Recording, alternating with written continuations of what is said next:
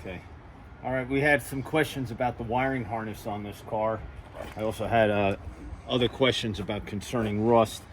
The undercarriage photos should speak for themselves. The car doesn't have any rust. There's no body rust. We just removed the battery from the battery tray so we can show the upper wiring harness.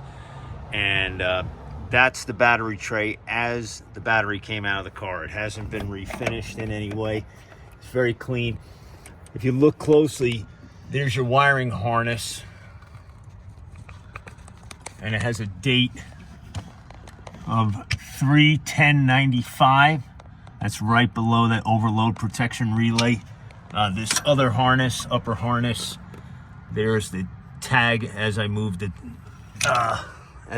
harness, the tag came off, but it has a part number of A124440293. So that's it's the original upper wiring harness, and the car is completely rust free. You can see.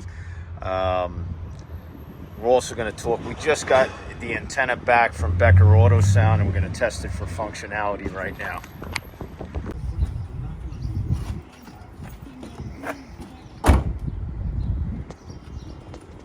We had a number of questions come in about the functionality of all the power options. You can see the power antenna is now working.